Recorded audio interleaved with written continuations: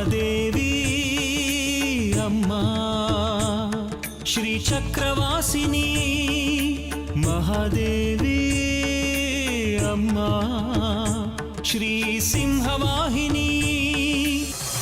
ನಿನ್ನಲ್ಲಿ ಪಾಪ ಪ್ರಜ್ಞೆ ಕಾಡ್ತಾ ಇದೆ, ಮಾತುಗಳು ತಡವರಿಸ್ತಾ ಇದೆ. ನನಗೆ ಕೆಲಸ ಇದೆ, ನಾನು ಆಮೇಲೆ ಸಿಗ್ತೀನಿ. ಇನ್ನು 12 ಗಂಟೆಗಳ ಒಳಗೆ ರಕ್ತ ಕಕ್ಕಿಸ್ತೇನೆ. ಇನ್ನು 24 ಗಂಟೆಗಳಲ್ಲಿ ಉಸಿರನ್ನ ನಿಲ್ಲಿಸ್ತೇನೆ. ಇಷ್ಟೊತ್ತು ಅವನ ಅವಧೂತಿಕೆ ಬಗ್ಗೆ ಹೇಳ್ದಿಯಲ್ಲ, ಇನ್ನು ನನ್ನ ಶಕ್ತಿ ಸಾಧನೆ ನೋಡು.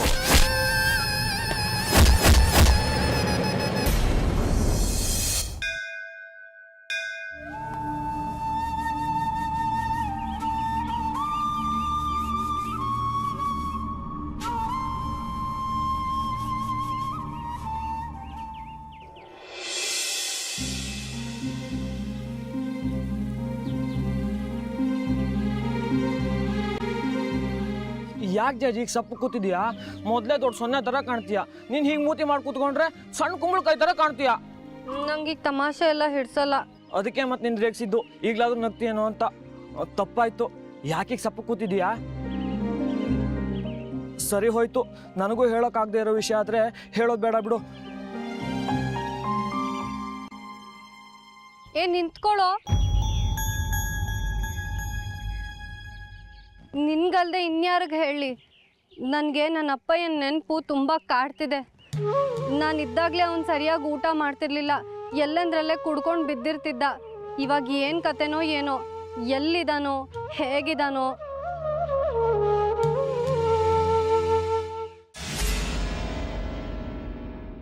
ಬುದ್ಧಿ, ನಾ ಸಾಯೋ ಗಂಟ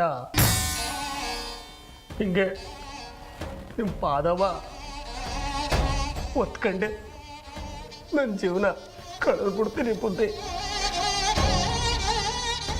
ಆದರೆ ನನ್ನ ಮಗಿನ ಬಿಟ್ಬಿಡಿ ಬುದ್ಧಿ. ಇನ್ನು ಕೂಸು ಬುದ್ಧಿ, ಅದ್ರ ಮ್ಯಾಕೆ ಕಣ್ಣಗ್ಬೇಡಿ ಬುದ್ಧಿ.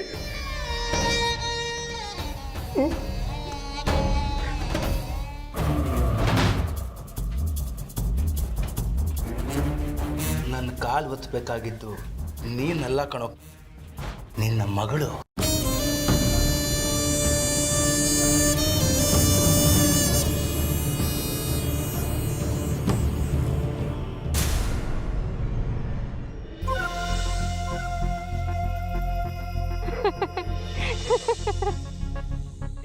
ಯಜಮಾನ್ರೆ,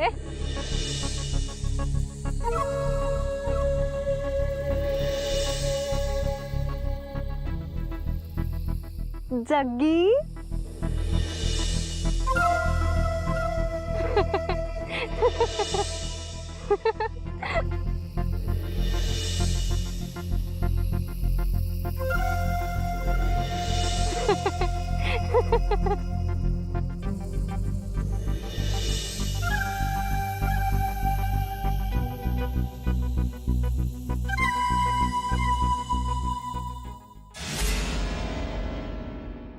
ವಿದ್ಯಾ, ಕಾಫಿ ಕೊಡ್ಲೇನೋ ಇಲ್ಲ ಒಟ್ಟಿಗೆ ಊಟ ಮಾಡ್ತೀಯಾ?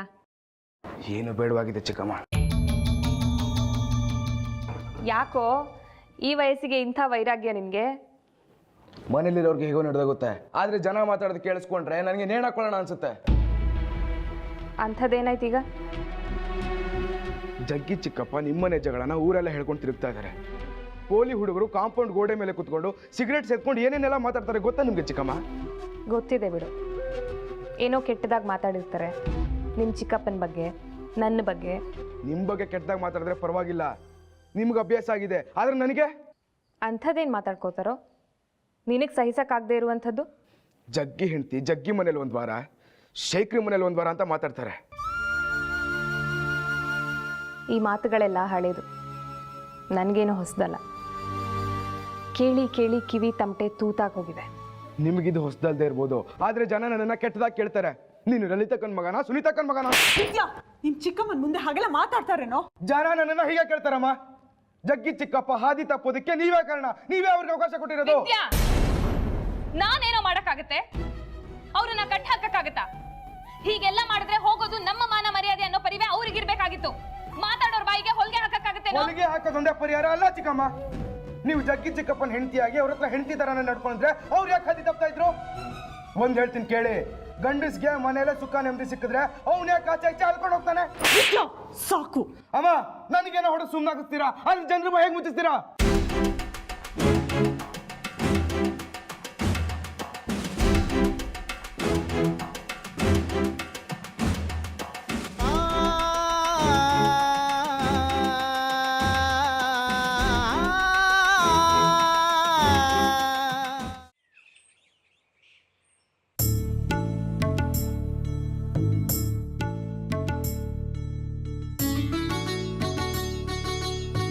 ಕಳೆದ ಸರ್ತಿಯಂತೆ ಈ ಸಾರಿನ ದುರ್ಗಾ ಸಪ್ತಾಹ ತುಂಬ ಅದ್ಧೂರಿಯಾಗಿ ಆಗಬೇಕು.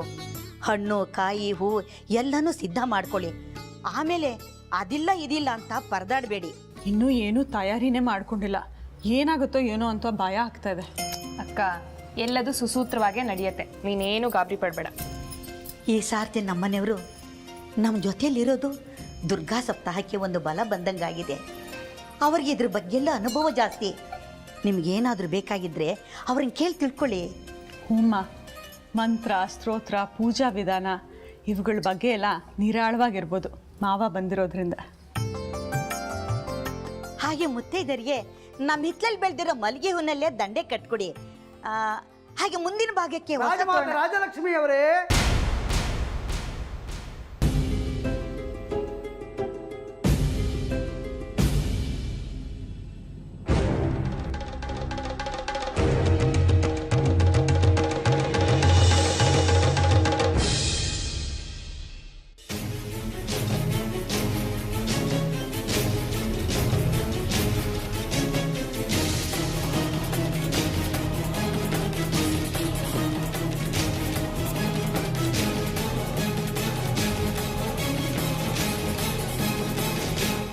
ಏನ್ರಿ ಇದು ನಿಮ್ ಹೊಸ ಅವತಾರ?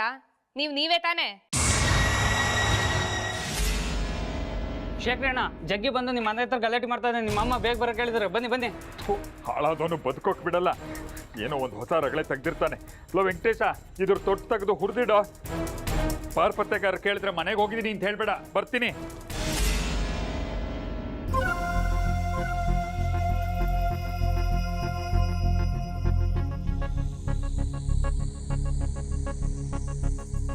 ರಾಜಮಾತೆ ರಾಜಲಕ್ಷ್ಮಿ ಅವರೇ,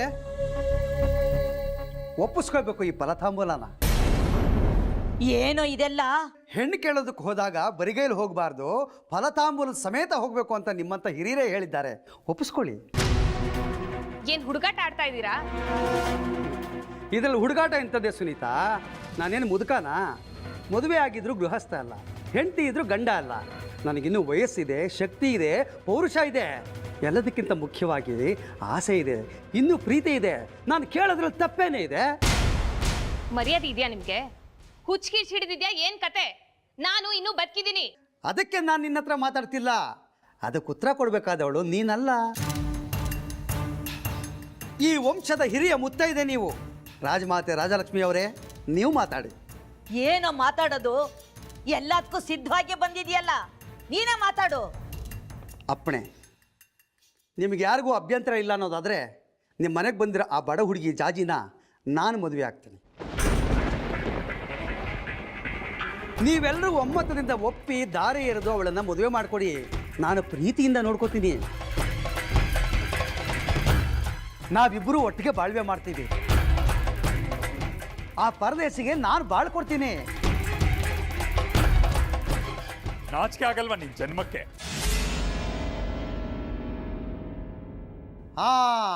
ಬಂದ್ಯಾ? ಅಲ್ಲಿಗೆಲ್ಲ ಕೇಳಿಸ್ಕೊಂಡಿದ್ಯಾ ಅನ್ನಂಗಾಯ್ತು. ಇನ್ನೊಂದು ಸಾರಿ ಗಂಟ್ಲರ್ಕೊಳ್ಳೋದು ತಪ್ಪಪ್ಪ. ನಾನೇನು ತಪ್ಪು ಕೇಳ್ತಿಲ್ವಲ್ಲ ಶೆಡ್ಕ, ಬಾಳ್ಕೊಡ್ತೀನಿ ಅವಳಿಗೆ. ಏಯ್, ಮೊದಲು ನೀನು ಬಾಳೋದನ್ನ ಕಲ್ತ್ಕೊ. ನಿನ್ನ ಸಂಸಾರನ ಬಾಳಿಸು. ಸುನೀತನಿಂದ ಯಾವ ಸುಖವೂ ಇಲ್ಲ. ಇನ್ನು ಸಂತಾನ ಭಾಗ್ಯವಂತೂ ಮೊದಲೇ ಇಲ್ಲ. ನೀನೇ ಯೋಚನೆ ಮಾಡಪ್ಪ, ನಾನು ಯಾಕೆ ಎರಡನೇ ಮದುವೆ ಆಗಬಾರ್ದು? ಜಗ್ಗಿ, ನನ್ನ ತಂಗಿ ಸುನೀತಾ ಇನ್ನೂ ಬದುಕಿದ್ದಾಳೆ. ಅವಳು ಬದುಕಿರೋವಾಗ್ಲೇ ಇನ್ನೊಂದು ಮದುವೆ ವಿಷಯ ಅವಳ ಎದುರುಗಡೆನೆ ಮಾತಾಡ್ತೀಯ, ಇದು ಸರಿನಾ?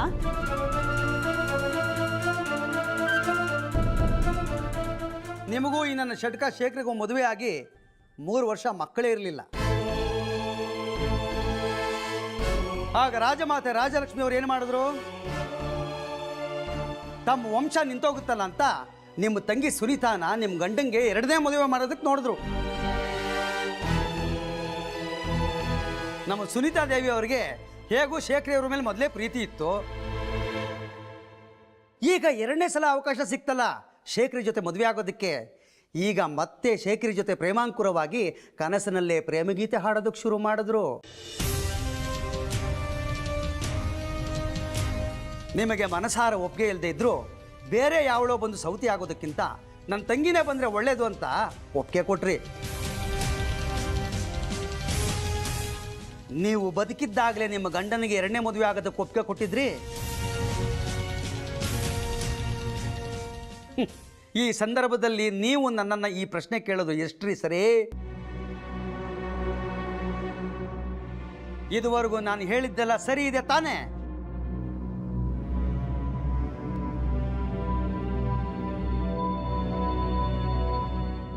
ಮುಂದೆ ತಾನೊಂದು ಬಗೆದರೆ ದೈವ ಒಂದು ಬಗೆಯಿತು ಅಂತ ಈ ಕತೆಗೆ ಒಂದು ಹೊಸ ತಿರುವು ಸಿಕ್ತು. ಇನ್ನೇನು ಸುನೀತಾ ಶೇಖರಿ ಮದುವೆ ಆಗೇ ಬಿಡ್ತು ಅನ್ನೋಷ್ಟರಲ್ಲಿ ತಾವು ಗರ್ಭಿಣಿ ಆಗ್ತೀರಿ. ಅಲ್ಲಿಗೆ ಮದುವೆ ರದ್ದಾಯ್ತು. ಮದುವೆ ಮಾಡಿಕೊಂಡ್ರೆ ಆಗ್ತಿದ್ದ ನಷ್ಟಕ್ಕಿಂತ ಮದುವೆ ರದ್ದಾದ ನಷ್ಟವೇ ಜಾಸ್ತಿ ಆಯ್ತು ಪಾಪ. ಆಯ್ತಲ್ಲ ಪುರಾಣ ಓದಿದ್ದು, ಅದಕ್ಕೂ ಇದಕ್ಕೂ ಏನ್ ಸಂಬಂಧ?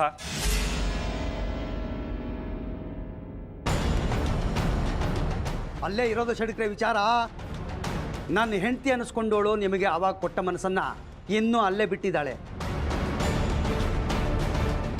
ಯಾವಾಗ ಬೇಕಾದರೂ ಲಾಭ ಪಡ್ಕೋಬಹುದು ಅಂತ. ಜಗ್ಗಿ, ಇದು ಅತಿ ಆಯ್ತು. ರಾಜಮಾತೆ ರಾಜಲಕ್ಷ್ಮಿ ಅವರೇ, ನಿಮ್ಮ ಸೊಸೆಗೆ ತನ್ನ ಗಂಡನಿಗೆ 2ನೇ ಮದುವೆ ಆಗೋಕೆ ಮೊದಲೇ ಮಕ್ಕಳಾಗೋ ಭಾಗ್ಯ ಇತ್ತು.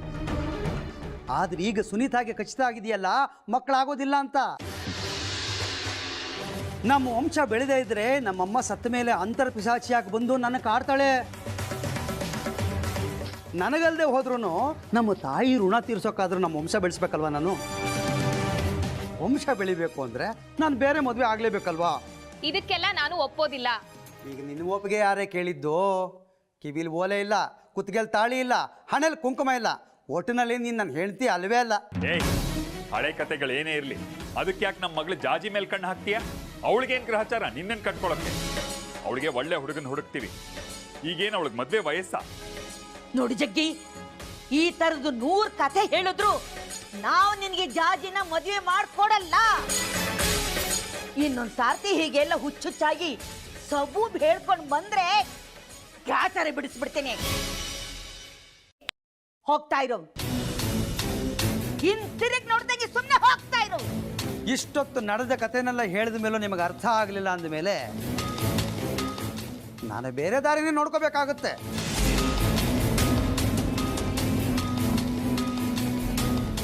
ಎಲ್ಲ ಒಳ್ಳೇದಾಗಿ ನಡೀಲಿ ಅಂತ ನಾನು ಸಭ್ಯಸ್ಥನಾಗಿ ಬಂದು ಸಂಪ್ರದಾಯದ ಪ್ರಕಾರ ಹೆಣ್ಣು ಕೇಳಿದೆ. ಇರಲಿ ಬಿಡಿ, ಈ ಫಲ ತಾಂಬೂಲನೆಲ್ಲ ನಿಮಗೆ ಕೊಟ್ಟು ಯಾಕೆ ವ್ಯರ್ಥ ಮಾಡಬೇಕು?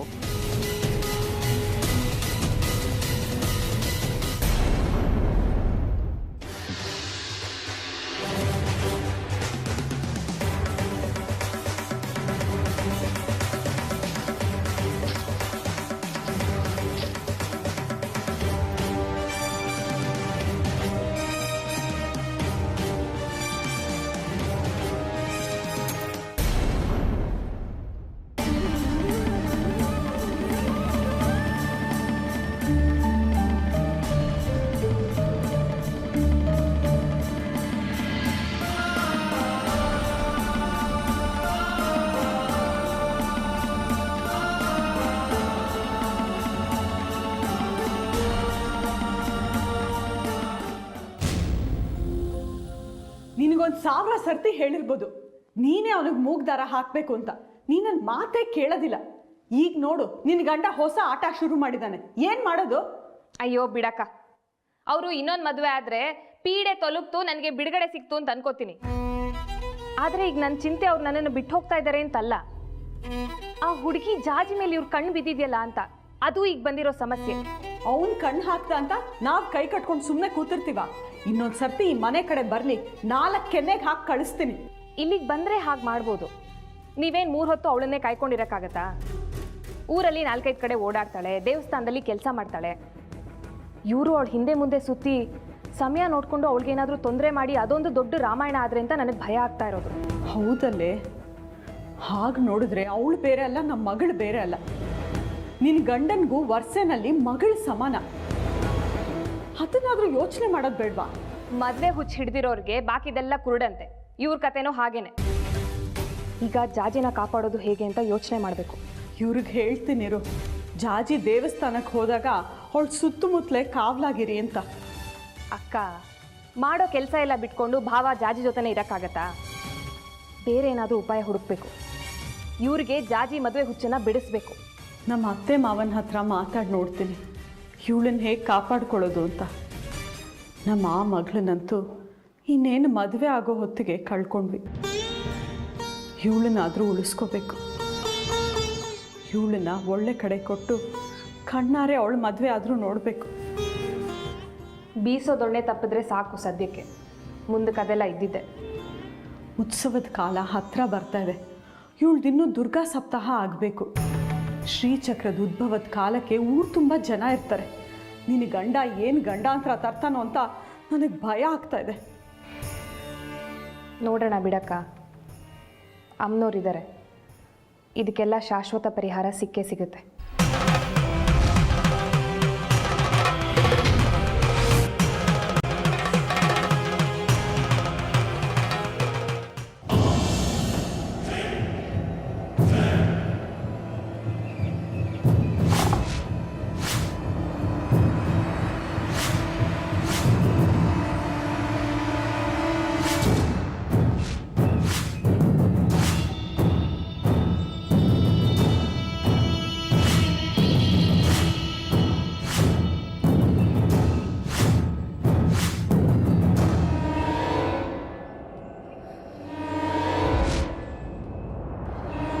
ಇಲ್ಲಿದೆ ನೋಡು ಶಂಕರ ಶಾಸ್ತ್ರಿಯ ಪ್ರತಿರೂಪ.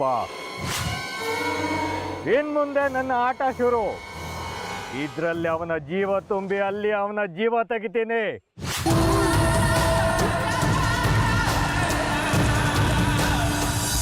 ನೀನು ನೋಡ್ತಾ ಹೋಗು. ಅದಕ್ಕಿಂತ ಮುಂಚೆ ನಿನ್ನಿಂದ ಒಂದು ಸಹಾಯ ಬೇಕು. ಹೇಳ್ಕಡ್ಕಿ, ನಮ್ಮ ದುಷ್ಟ ಶಕ್ತಿಗಳನ್ನ ನಾಶ ಮಾಡೋದಕ್ಕೆ ಏನ್ ಸಹಾಯ ಬೇಕಾದ್ರೂ ಮಾಡ್ತೀನಿ, ಹೇಳೋದೇನು? ಶಂಕರ ಶಾಸ್ತ್ರಿ ಹುಟ್ಟು ಬಳಸೋ ಯಾವುದಾದ್ರೂ ಒಂದು ಬಟ್ಟೆ ಅಥವಾ ಅವನ ಉಗ್ಳು ಅಂದ್ರೆ ಎಂಜ್ಲು, ಅದರ ಒದ್ದೆ ಹಿಂಗೋ ಮುನ್ನ ತಗೊಂಡ್ ಬಾ. ಹೇಗಾದ್ರೂ ಸರಿ, ಯಾಕೆ ಏನು ಅಂತ ಕೇಳಬೇಡ. ಮುಂದಕ್ಕೆ ನೋಡು ಅವನ ಮರಣ. ನೀನು ಇಷ್ಟು ಮಾಡು, ನಾನು ಮುಂದಿನ ಪ್ರಯೋಗ ಮಾಡ್ತೀನಿ.